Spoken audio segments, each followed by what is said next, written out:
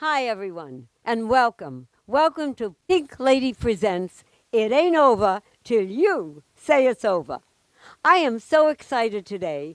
We are at the lovely Coco Cabana Studios here in Los Angeles. Look at this beautiful sun, great looking blue sky, and a beautiful garden.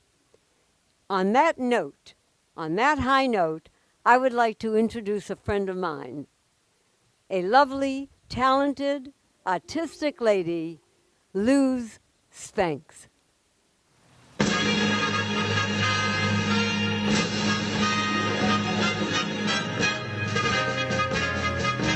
God bless America, land that I love. Stand beside her and guide her through the night with a light from above, from the mountains to the prairies to the oceans wide with foam. God bless America, my home, sweet home. From the mountains to the prairies to the oceans wide with foam. God bless America, my home, sweet home. God bless America, my home, sweet home.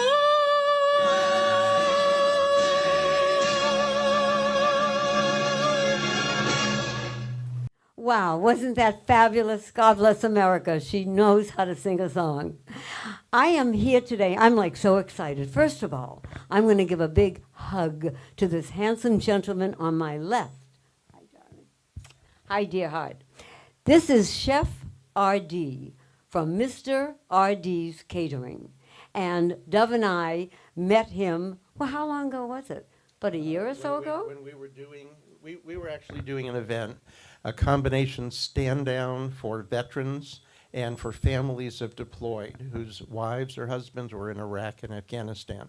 And we had to move the event on 2 weeks' notice from one location to another. We called the most dependable caterer we knew, and we said, we got to feed all these people. And he showed up with the food and the people, and we had a wonderful day, and we're doing it again. The next time we have to do an event, we're going to talk about some of the other things that we've had the experience of working with Mr. Ardi's catering chef, Jeff Ardi. So, what have we got today? Yeah, so today we brought in a few dishes that will kind of help you guys make it home, see what we can do, give you some tips and some hints on how to do some home cooking. And I understand that you started doing all this when you were, what, 12 years young? Yeah, somewhere around 11 or 12. I think that was probably right when the Food Network channel kind of came out, and I would watch that at home, and I love it. and I would just want to go to the market, and I'd want to buy the food and make what I saw, and it just kind of became a thing that I would do. Started at an early age. Wow. First of all, your mother is blessed. My kids wouldn't even take a dish off the table, never mind anything else. So, what is our first one today? Yeah, so the first one we'll do is chicken pot pies, and everything that we're showing today is going to be in appetizer form, something quick and easy to eat, and we'll give you guys some tips and hints. Great. Okay. I'm all excited. Yeah, while the chef is setting up the ingredients, a couple of the things that we have done together.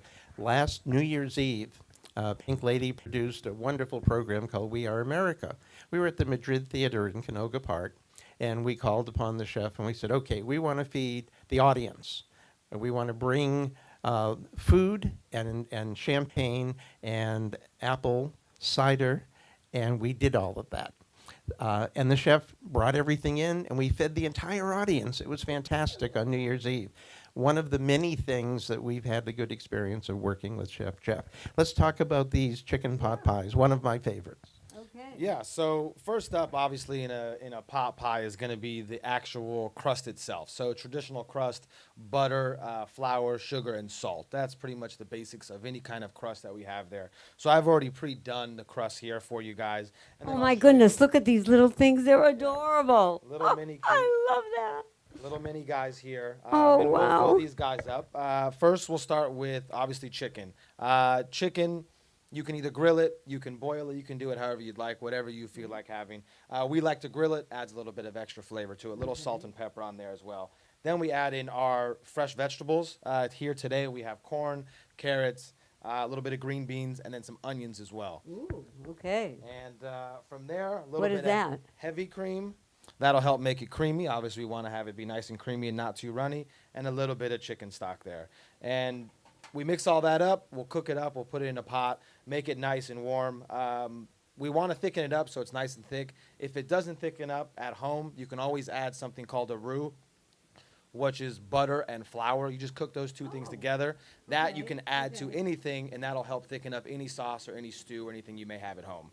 Wow. Yeah. One Okay. of the things that the chef taught me was that when you make a roux, make sure you stir it constantly and very slowly until you get that consistency that you want to thicken it.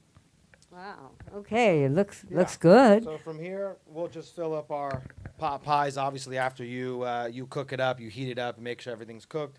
You heat it up there and put it in the oven maybe for a couple of minutes. Just reheat that crust a bit, and then you got yourself some wonderful mini chicken pot pies for an appetizer.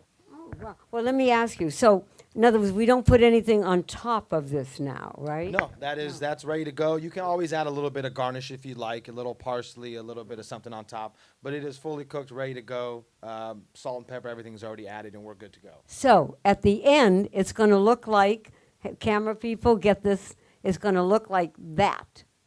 So- Actually, it's only going to look like this for a moment because when I get through with it, it's going to look differently. That's the way it's going to look when I get through. Men. You put food in front of them and that's it. You're done. Anyway, I like that idea. How do you choose what hors d'oeuvres that you like to make in your catering company? In other words, what are the 5 most wanted hors d'oeuvres from Mr. Ardi's Catering? Yeah, so most popular first one is obviously chicken pot pie, which we just put there. Coconut shrimp is another big one there. Deep fry that one with a little bit of coconut flakes on that. And you have some type of dipping sauce? Yeah, and with that, we'll serve it with a sweet chili dipping sauce. It'll add a little bit of heat to it, give it a little something different, a little Okay. contrast of flavors. Great. Deep fried mac and cheese is always a staple for almost everybody. Stop.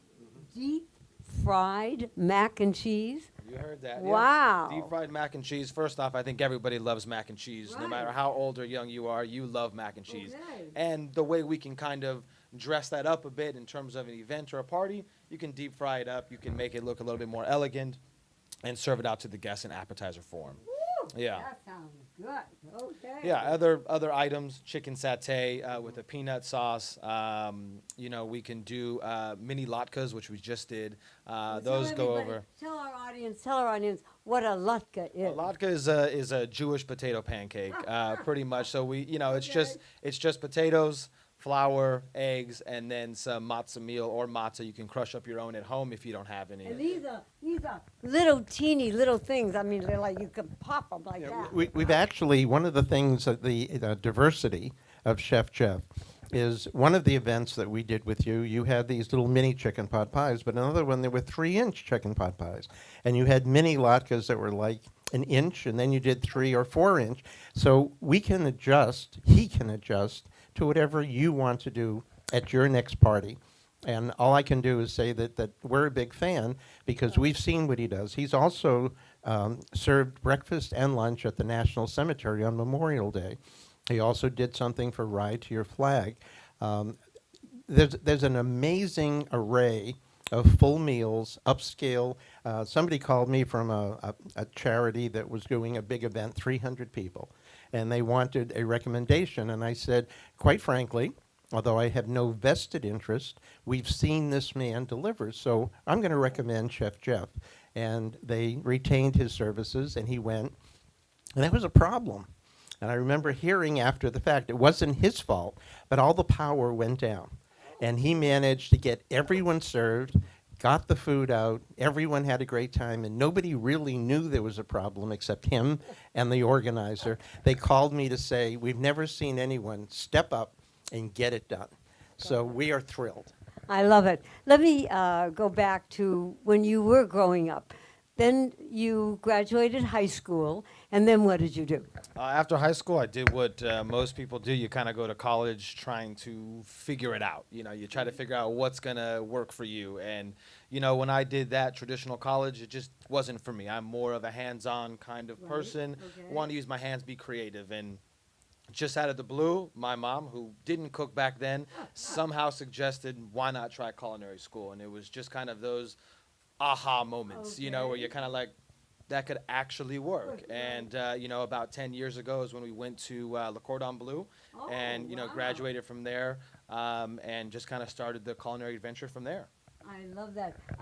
So now we have, what is the second hors d'oeuvre that we are having today? Yeah, second up, we're going to do beef empanadas, which is always a fan favorite as well. So explain what an empanada is to our people. Yeah, pretty much it's just like the first one with the pot pie, it's a dough. Pretty much also the same kind of dough, a pie dough as well, or pie crust.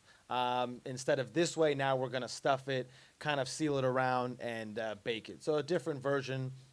You know, everything always uses pie crust and pie dough. right. We can do it in so many different ways. You can fill it, you can roll it, you can stuff it, so many different ways. Oh, boy. And one of the things we were very cognizant of with the people that we wanted him to serve is some of them are vegetarian, and they wanted to make not meat, not beef, not chicken, but vegetarian empanadas. And so he prepared a cheese and spinach version, and everyone absolutely loved it. Dipping sauces, it was really, really something.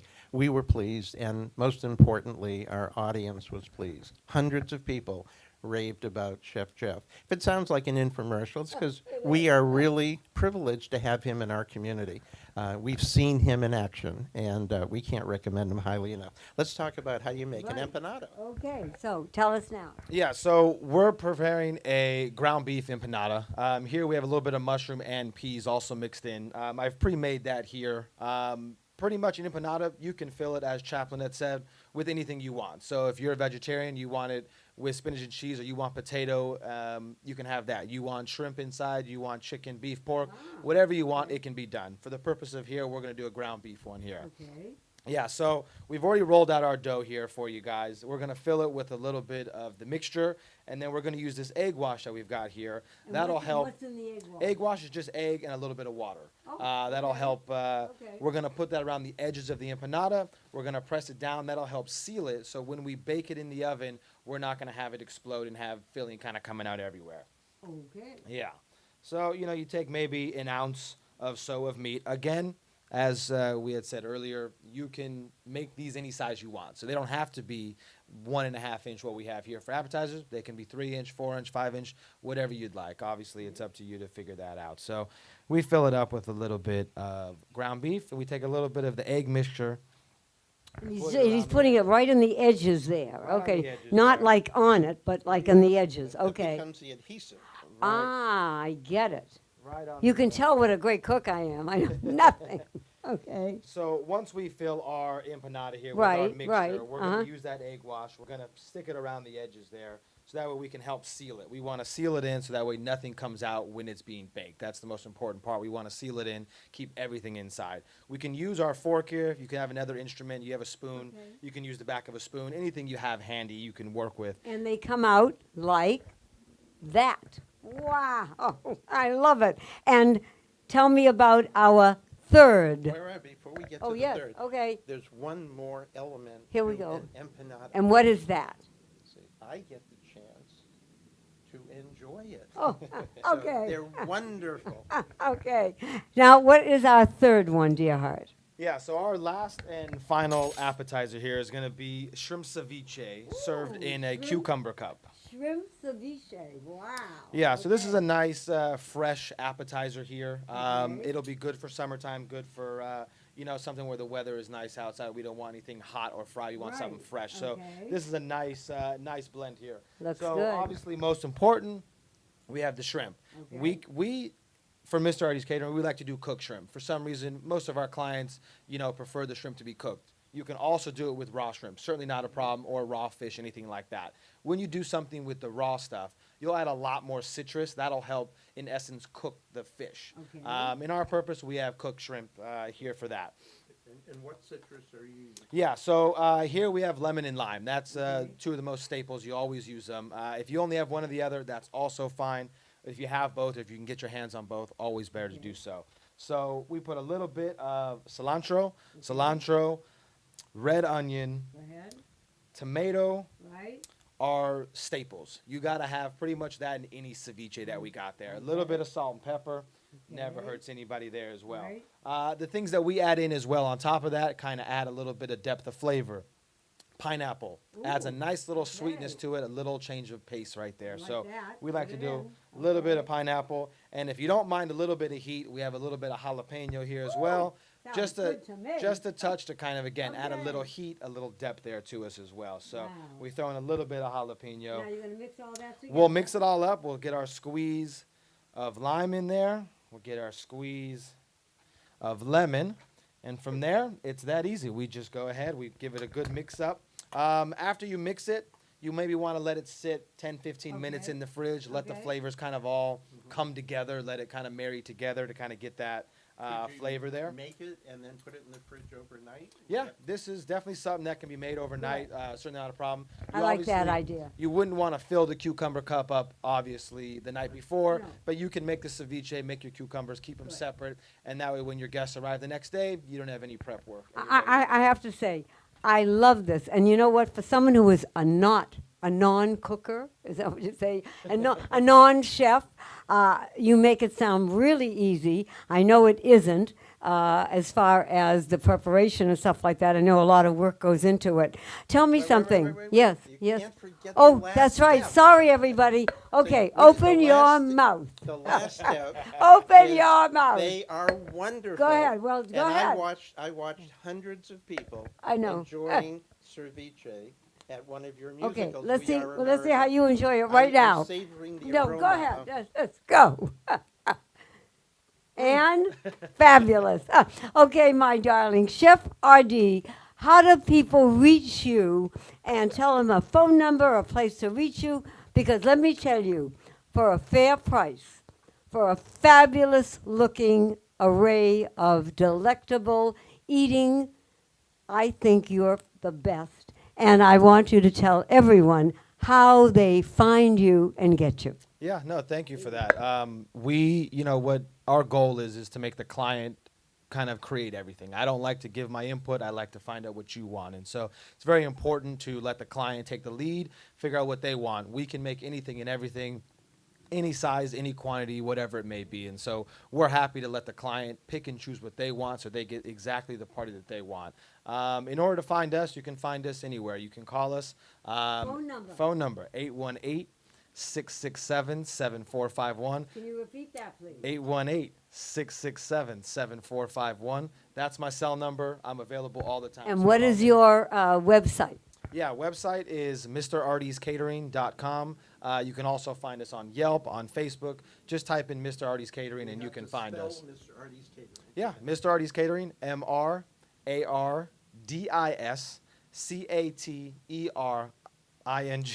MrArdisCatering.com. Mr. Ardi's Catering. You can find us, like I said, on the web. You can find us anywhere. And if you didn't get that, and some of you may not have, if you write Pink Lady, you'll see it on the website, pinkladypresents.com. We will forward your inquiries to Chef Jeff Ardi. We are so privileged that we know you. On behalf of all of our veterans, our active duty military, and the families of deployed that I know you have helped. I have been there, and I've also seen you do a mean barbecue. He really does a great barbecue. We're glad to have you. We're glad to help support what you do, because by doing that, if our viewers will contact you and book it, you're going to be around a long time, and you can do that much more for our community. Thank you, Chef Jeff. Thank you. And now I want to thank everyone. We will be right back. Thank you. Today's show, like all of ours that we've done before, are filled with lives well lived. And today is not that different. The first life that's well lived is a lovely, talented lady, Luz Spanks, with a beautiful melody to make everyone smile. Take it away, Luz.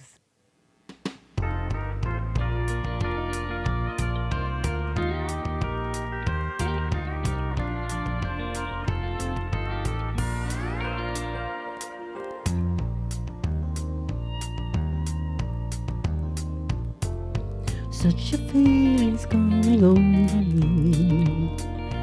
There is wonder in most everything I see. Not a cloud in the sky, got the sun in my eyes, and I won't be surprised if it's a dream. Everything I want the world to be is now coming true, especially for me. And the reason is clear, it's because you are here. You're the nearest thing to heaven that I've seen. I'm on the top of the world looking down on creation, and the only explanation I can find is the love that I found ever since you've been around. Your love's put me at the top of the world.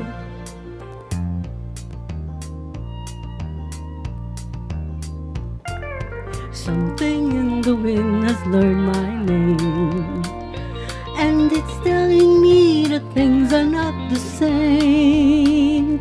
In the leaves of the trees and the touch of the breeze, there's a pleasing sense of happiness for me. There is only one wish on my mind. When this day's through, I hope that I will find that tomorrow will be just the same for you and me. All I need will be mine if you are here.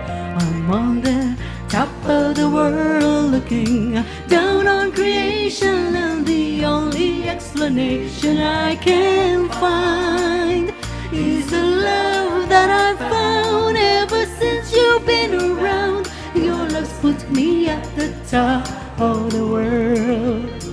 I'm on the top of the world looking down on creation, and the only explanation I can find is the love that I found ever since you've been around. Your love's put me at the top of the world.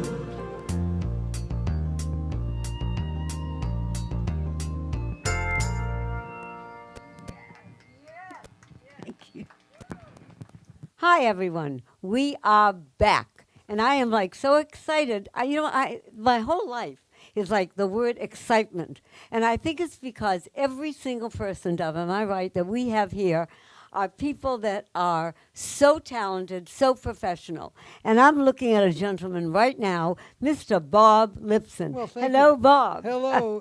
Well, it's really an honor to be here. Thank really. you so Big much. Lady and Dove, what could be better? Thank right? you. Well, we could be in Paris also. But right now we are back at the delightful Coco Cabana Studios with our lovely hostess, Masha Coven, who did all this for us, and we love her, and thank you, Masha. Right now, Bob, tell me, how did you get into music? I mean, right now I heard that you were in the real estate business. Well, So now you're real estate and now you're in music? I mean, how did that go?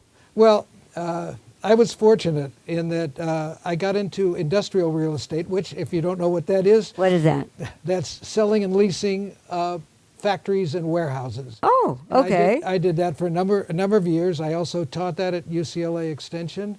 But all along the way, since I was about 14 years old, I was very serious about studying About the music. piano. And I Okay. studied with many of the great teachers. Like who? In Los Angeles. One that only real old timers would know. His name was Sam Sachs, Oh, okay. and he taught a lot of the Hollywood folks. And my memory is slipping. I'm sorry. We don't want to go there. Terry Trotter, who's another great jazz musician. All right. And I also studied with a lady named Edith Knox. When I was in my 30s, then I studied classical, because before it was pop music or All right. jazz. And now I'm in the Coburn Jazz Group in downtown Los Angeles. That is a ball. And what do you do there? I mean, you play the piano, but is it like a whole group playing? It's a group. It's usually a 7-piece group of Oh, wow. adults. This is an Okay. adult program for Coburn School, and we put on a performance a couple times a year. And it's really like a class, and it's just been wonderful. Well, where did you get your musical like dexterity from? I mean, when did you start? At 14 years At old. 14, and okay. I played constantly. And that Uh-huh, was a okay. very important part of my life, even while I had a career, because I realized that making a living as a pianist is very, very tough. It's like making a living as an actor. You better have another job. Right. So that was my other job, but I enjoyed it, and so that was good. And then I retired. And when I retired, a friend of mine, who I've known since UCLA, Right. who I wrote a book. Was that Saul? That's Saul. Okay, Jacobs. Saul Jacobs is the gentleman's name. Go ahead. Yes, and so we became great friends. He actually was an editor of my book on real estate, And what was the name of the book? Creating Your Successful Career in Industrial Real Estate. Now that's a mouthful. Oh, yeah. Sounds very sexy also. Yeah, I get it. Anyway, so we got, after I retired, I started teaching adults keyboard for Okay. a while at USC. Oh, wow. And they asked if I would go out and talk to some of the venues of older folks. Right. And I said, yeah, great. So I talked to Saul, and I said, Saul, could you help me with this a little bit? Help you? I will do the whole thing.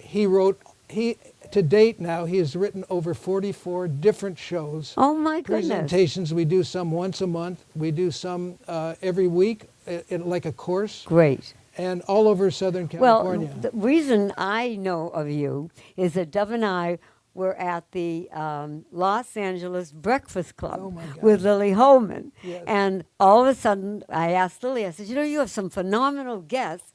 Can you give me a couple of names that were really good? And the first one that she said was Bob Lipson and Saul Jacobs. Oh, that was very nice. And you've done a lot of different shows there. You've done quite a we've done few. probably 40 shows there. But the problem with there was we had to get up and be there I at 7 know. o'clock in the morning. I know, we did it. We did it. We Next time we go, we have to leave where we are, 5:30, Well, quarter to 6 in the that's morning. like in the valley. Yeah, so Saul is in the northwest valley. Right. I love it. But there's dedication because she's bringing it back. Right. Oh, They it's would- they would- wonderful. they would She has have- been a godsend Yeah, for there's that. like It's 10 been or 12 fabulous. people when they used to have 300-400. Right. Now there are over 100 members and growing. That's Every amazing. week they're growing. And that's thanks to Lily Holloman. Absolutely. Yeah. So let me ask you another question here. What is your favorite, or one or two of your favorite shows that you like to do? One I thought was the Golden Age of American Popular Music. Well, that's the name of our overall I'll thing, get is the it. Golden Age of Okay. American Music. So it's mainly the American Songbook. These are the songs that they actually have lyrics, and they actually have melodies that you can I understand. love it. I love it. So the people that we mainly cater to and perform for are people who grew up with this kind of music and really appreciate it. I mean, we get such a wonderful response. Great. In fact, our really probably one of our very favorites is Culver City Senior Center. Oh, yes, I know And that there's well. about 150 or 200 people who come there every time. We go there once a month, and we have all these different shows. Yeah, one of our friends, Tony Munez, Yes. is very active at the Culver City Center. And I was just looking at this CD.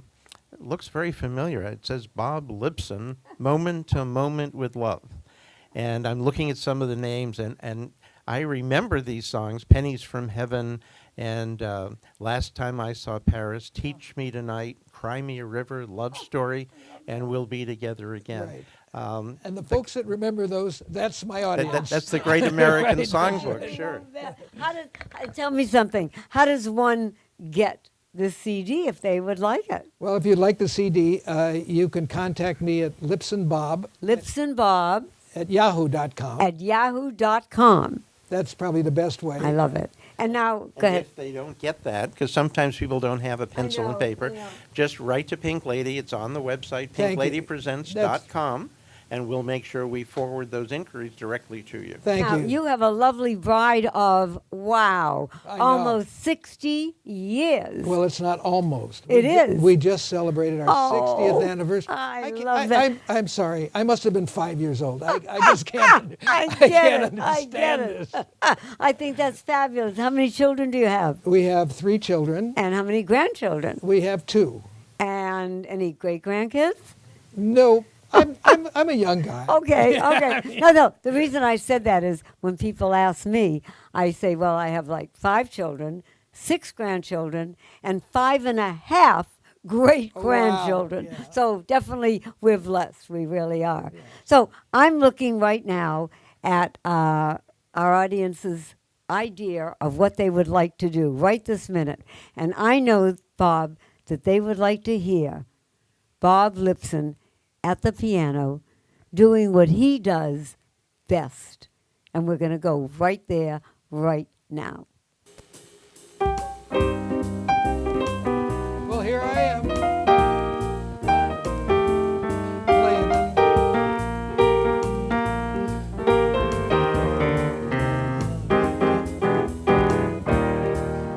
Well, I started to play this song, and this song is called Blue Skies, and we got plenty of blue skies up today, and we're going to have some fun. Now, the Pink Lady asked me, we do 44 different presentations throughout Southern California, my buddy and I.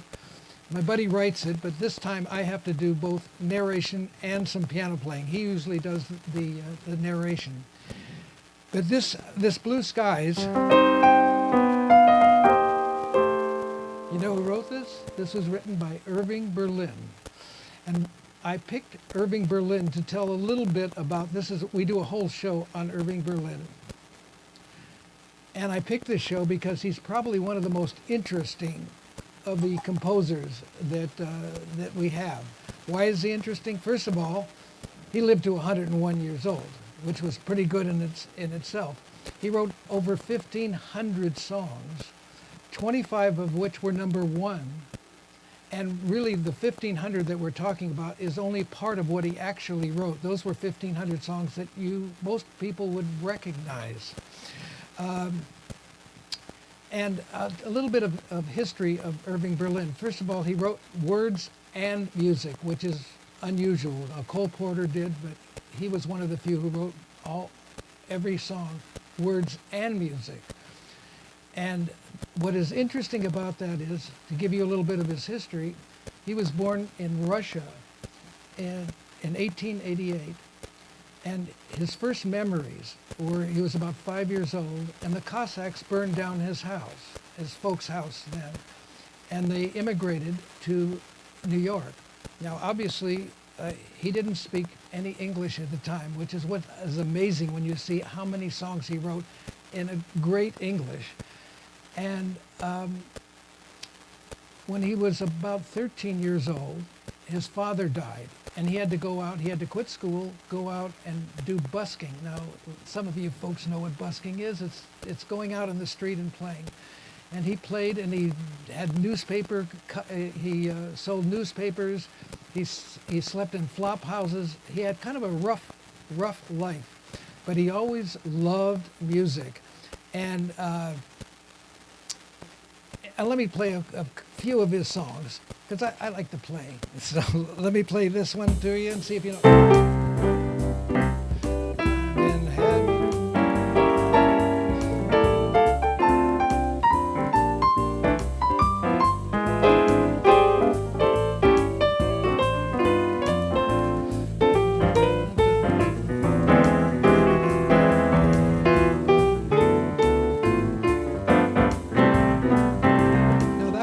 Later songs in a movie called Top Hat, with Fred Astaire.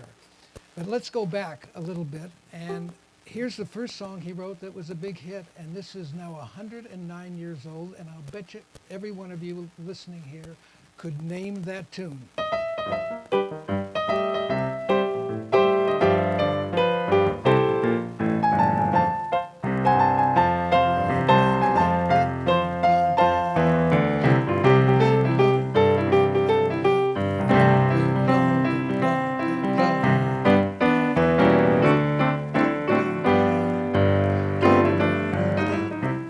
Come on along. I'm not going to sing.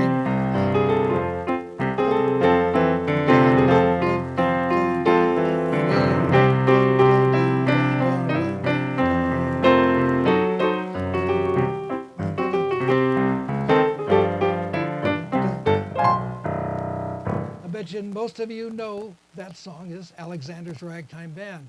It was a huge hit. He was 23 years old. Now, what is very interesting about Irving Berlin, one of the reasons why I chose him, beside the fact that he wrote all these songs, he had an interesting life. First of all, he got married at 23 years old, and they went to Cuba on their honeymoon, which was kind of typical at that time. That was the place to go, to Havana. So he went out, got married, they had their honeymoon, and when he came back, his wife got typhoid fever and she died. That was crushing. So what did he do? When you lose somebody, he wrote a song. Let me start again. This is a song called When I Lost You. I lost the sunshine and roses. I lost the heavens of blue.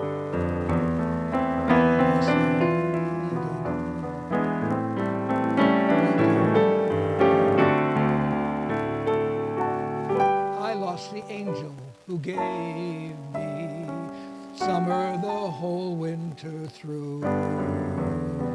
I lost the gladness that once was my sadness when I was. That's sad. Okay, I'll give you a little idea of what he was as a pianist. He could play the piano, but not very well. He could pick out tunes. He always played in the key of F sharp. Does anybody know why F sharp? Well, I'll tell you why F sharp. F sharp was because, from what he says, they're on the black keys, and those are closer to his hands. But he did not know how to write music. He did not know how to read music. And so what he had was a transcriber. So he would pick out a song, and the transcriber would then write it down, and then he would play chords. And Irving Berlin said, yeah, that's the one, or that's the one. And then he would write out the whole music for him. Tell you a little bit.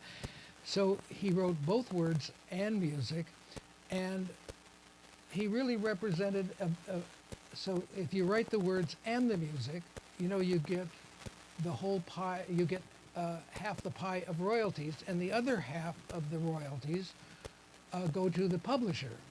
So he was also a very smart businessman, and he figured, well, why don't I open a publishing company? This was after a while, after he became fairly famous.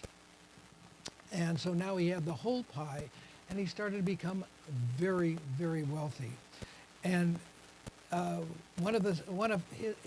everybody said, well, you know, he was really somebody asked him to do Annie Get Your Gun, and he said, oh no, you know, I don't do that kind of thing. I do, you know, different kinds of songs, but that's hillbilly stuff. And he said, no, it's about show business. So he wrote a song.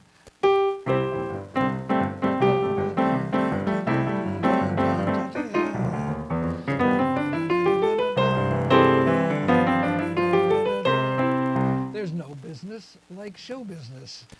And he loved, and the other thing he loved, despite the fact that he didn't read or write piano, he loved to play the piano. So he wrote a song honoring the piano. I love the piano.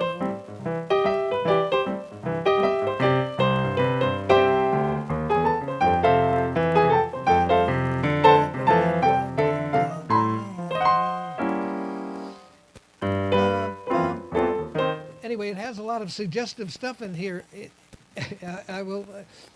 Let me play the end of it. So you can keep your fiddle. P-I-A-A-A. Anyway, forget that. It's much easier when I have my partner here, quite frankly, and he does that singing. He also said there was a big dance craze, at the time. And so he figured, well, I should write something about that, and that everybody could dance. And it was a little suggestive, and it was called Everybody's Doing It, Doing It, Doing It. Everybody's doing it, doing it, doing it. Bum, bum, bum, bum,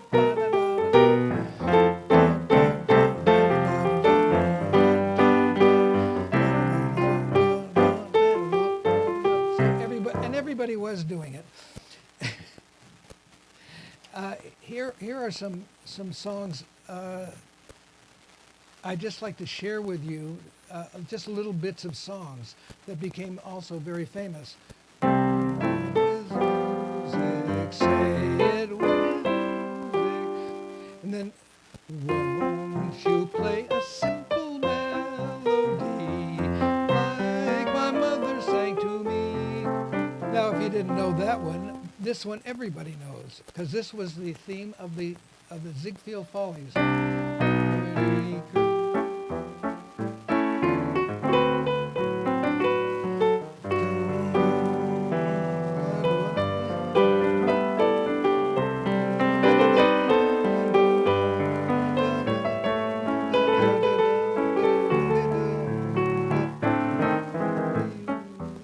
Everybody knows that song. That song's probably close to 100 years old now, and was the theme song of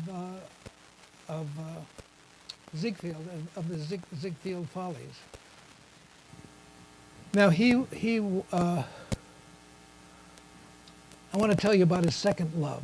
This is probably one of the most interesting parts of his life.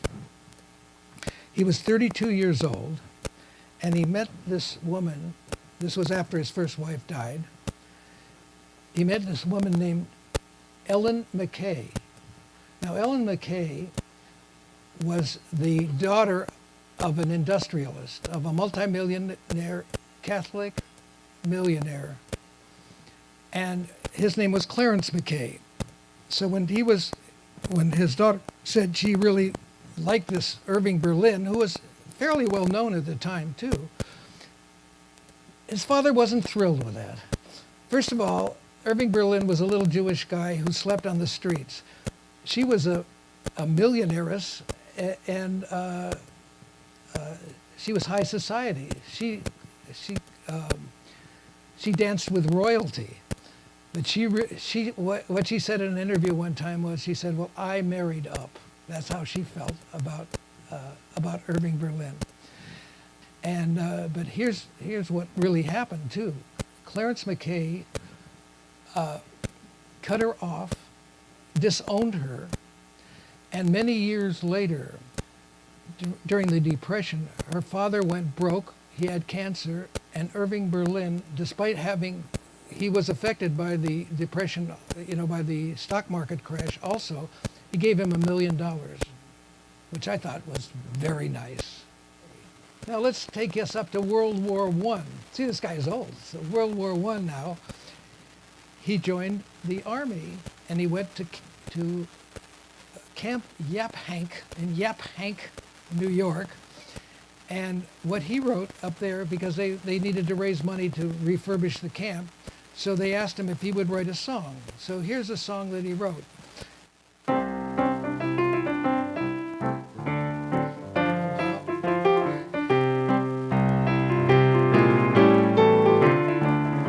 You gotta get up, you gotta get up, you gotta get up this morning. I'll sing a little bit of this of you, because I think it's such a clever lyric, and it was also used in World War II. So the veterans of World War II would know, oh, how it's, oh, how I hate to get up in the morning. Oh, how I hate to get out of bed. But the hardest blow of all is to hear the bugler call. You gotta get up, you gotta get up, you gotta get up this morning. Someday I'm gonna murder the bugler. Someday I'm gonna find him dead. I'll amplify his, wait a minute. I'll amputate his reveille and step upon it heavily and spend the rest of my life in bed. Okay. Anyway,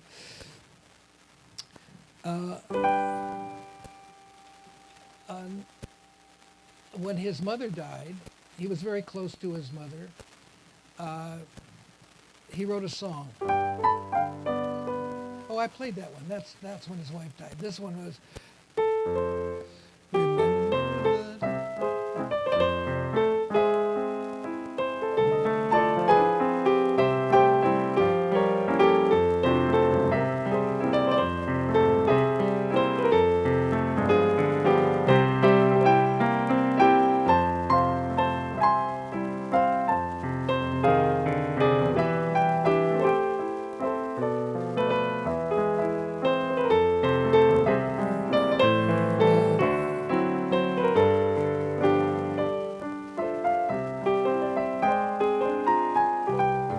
Very pretty waltzes.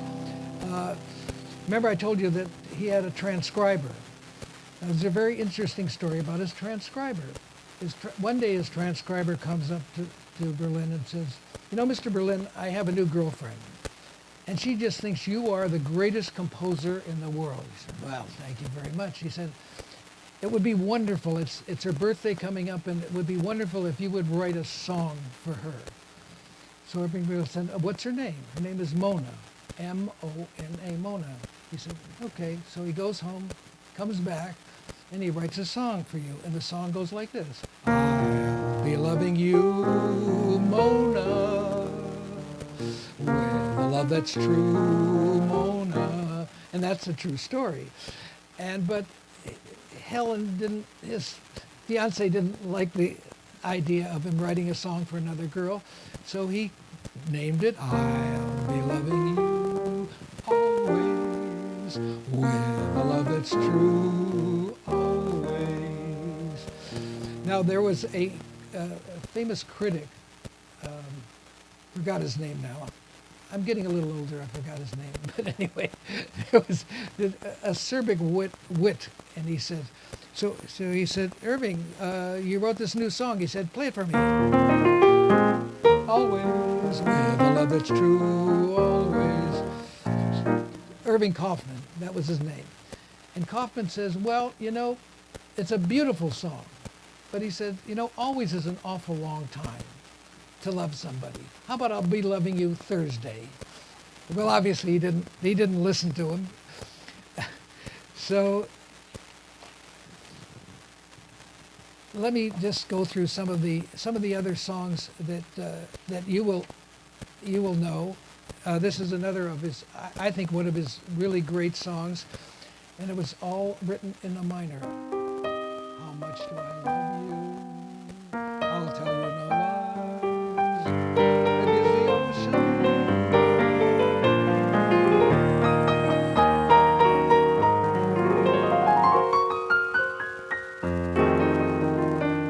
I'll just play this.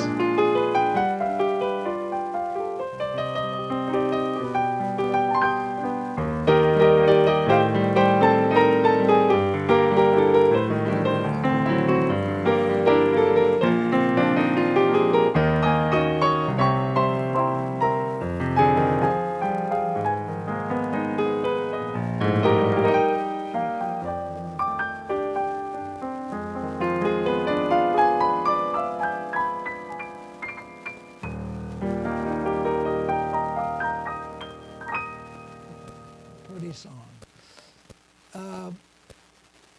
Here's another song that you might not know that he wrote.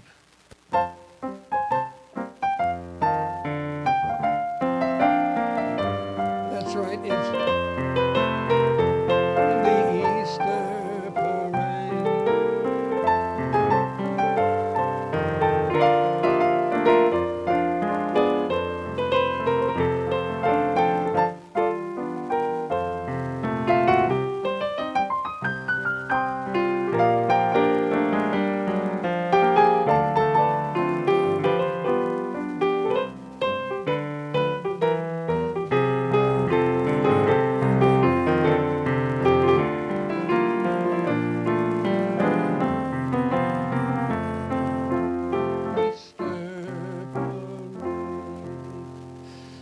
it's ironic that here's this little Jewish fellow, and he wrote Easter Parade.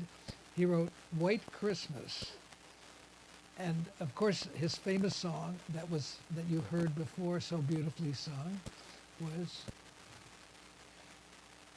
what was the song? Gee, oh, how about this one?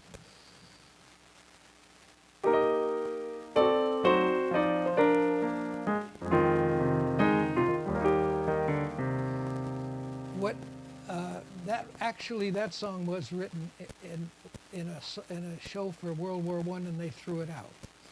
Then when World War II came along, just before, around 1938, he rewrote it a bit, and he presented it to the partner of Kate Smith. And she, of course, made it very famous. She was the first one to sing it. And Irving Berlin was very, very patriotic, very pro-America kind of a guy.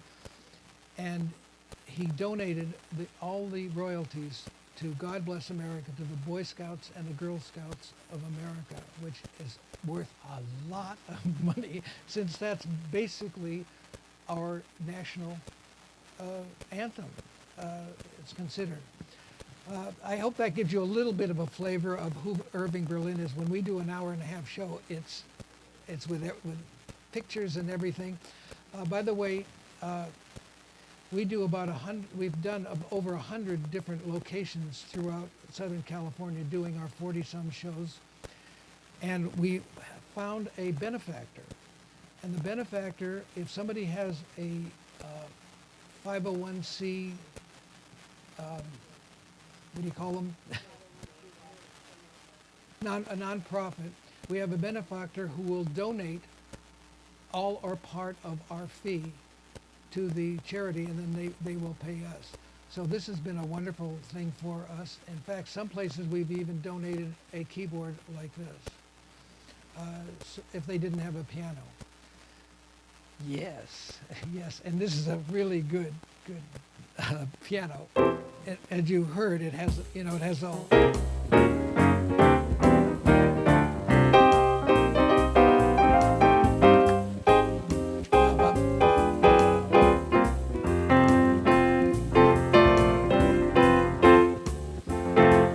That's another one. Are we out?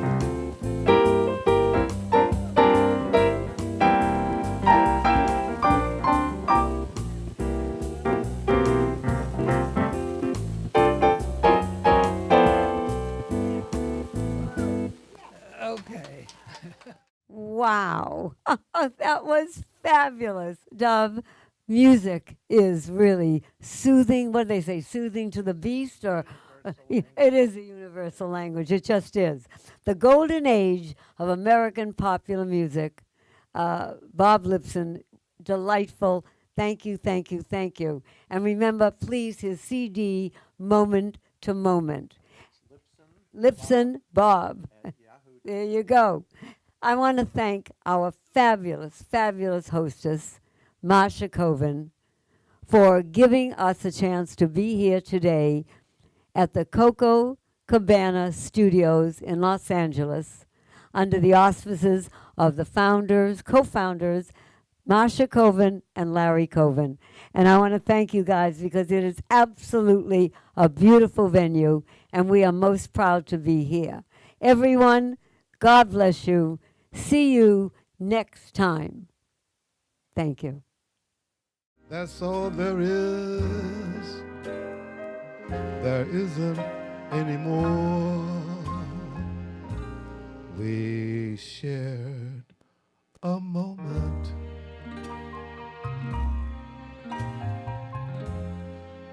And as the moment ends,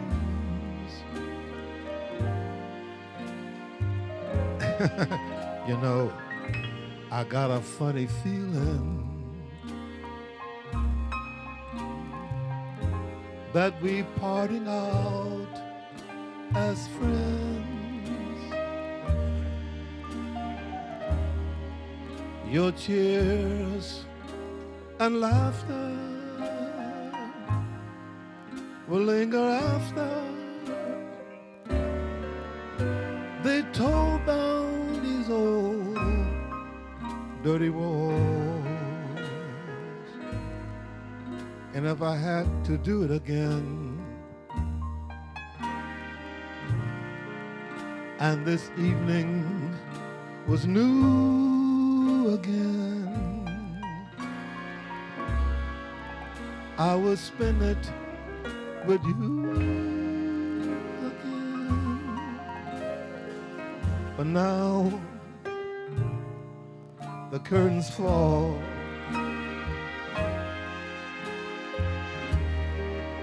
your tears and laughter will linger after they close down these old dirty walls.